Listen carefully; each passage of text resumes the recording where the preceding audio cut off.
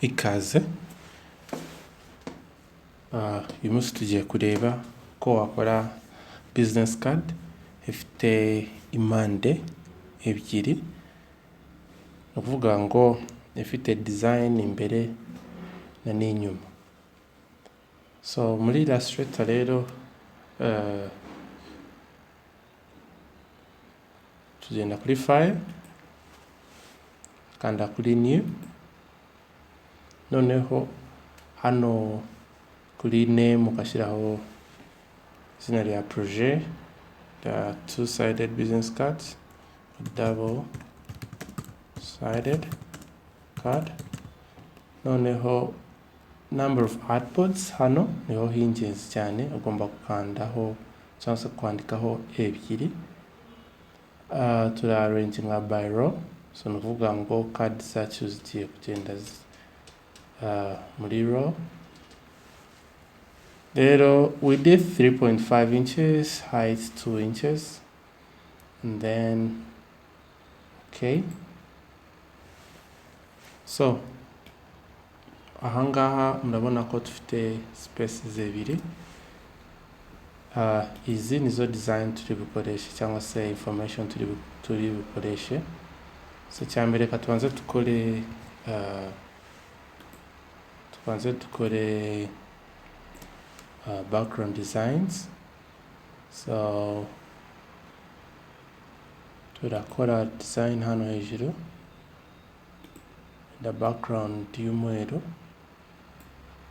I background ushatse ushobora kuyilokinga.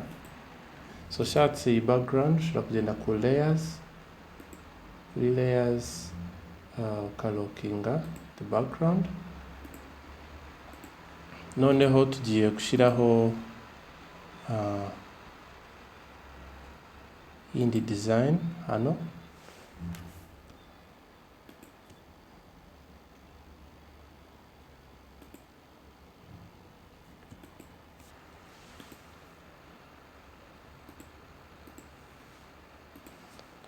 So this design turakoresha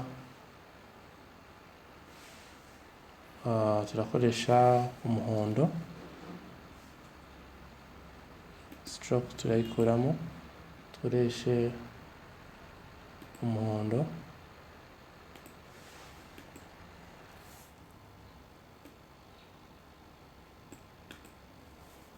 Noneho tukore control copy, that's control C, control F to paste in front, then design iri hejuru tuyihereze ubururu, ariko tugiye double clickinga muri ubu bururu, shake ubururu, editing ubururu buriyo waba ujimije tari kugaragara cyane, wenda gusa nk'umukara. Okay, noneho ubururu turakanda turarusubiza inyuma gutya. So turaselectinga rero iyi design zino zose, control G to group cyangwa se genda hano kuri object then uka groupinga. Turabanza tukore copy, so zose turaselectinga, then tukore control C, control F, it means turapastinga hejuru. So ubu ngubu dufite copy, noneho iyi copy tura right clickinga, tukore transform, reflect, noneho hano kuri preview turakoresha iyi horizontal, then okay. Sasa rero tukamovinga the reflected group hano hasi. Kiri bukurukire rero turakanda hano right click, transform, reflect. Ubungubu turakoresha iya vertical, then okay. Okay, noneho ubungubu iyi ni design iri bube imbere. Iyi nyuma rero tura creating naho shape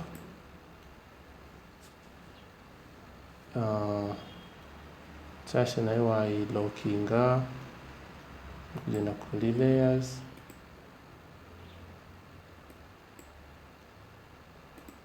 iyi layer rero nayo ukayilokinga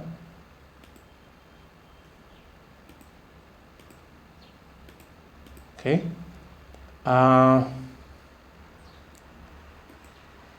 Hano tukongeramo rectangle iri duhereze like stroke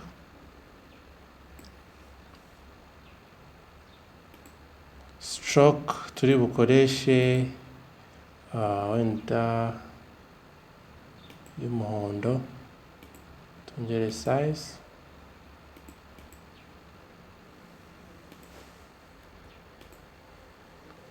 okay.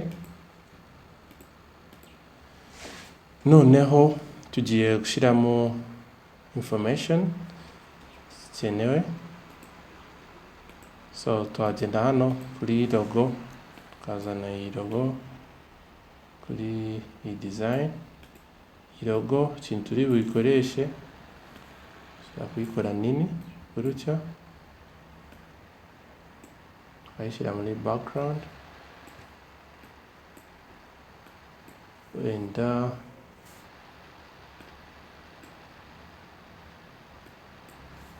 turebe tugiye kuri transparency ishyira muri overlay okay. Ariko tukagabanya opacity y'iyi logo shyira wenda kuri 50. Noneho next step rero iyi part y'imbere tugiye kuzana information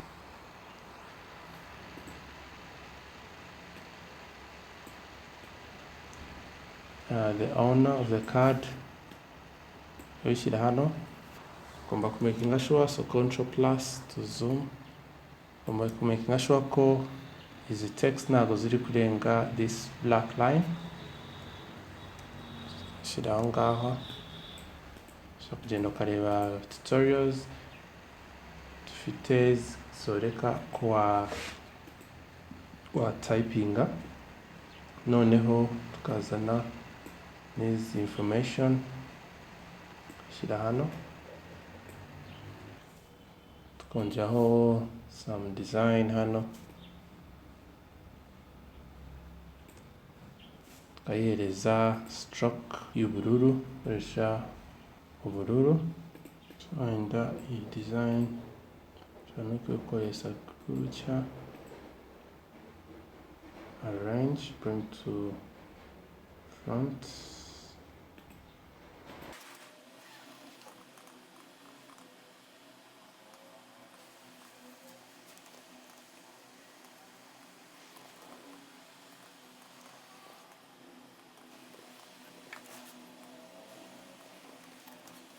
Then ibi ngibi ko biri grouped tushobora kubi aligninga na nibi, so tukanda align tukabibalance na nibi ngibi hano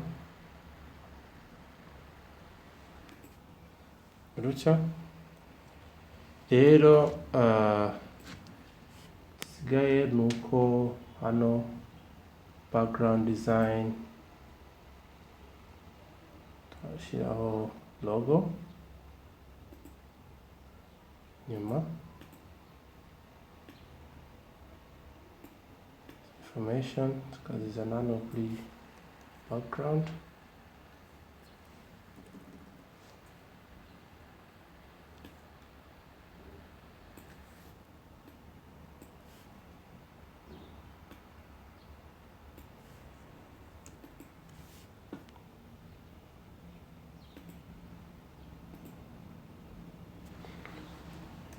So tugomba none kora kuri contrast, so wenda tuawanza kuri iyi logo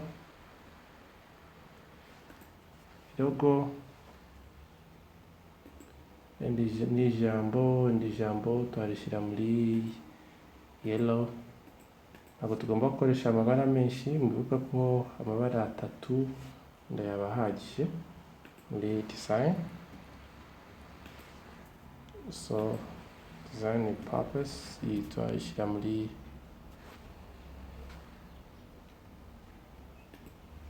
white.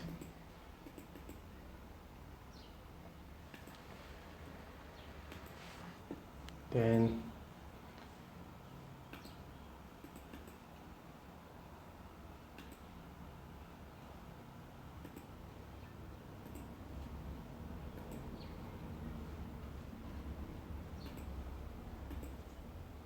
hano tukahindura muri yellow.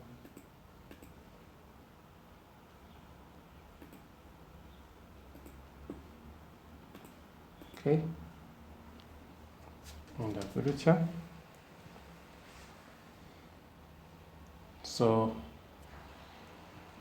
ubu ngubu cyanyuma twakora no ku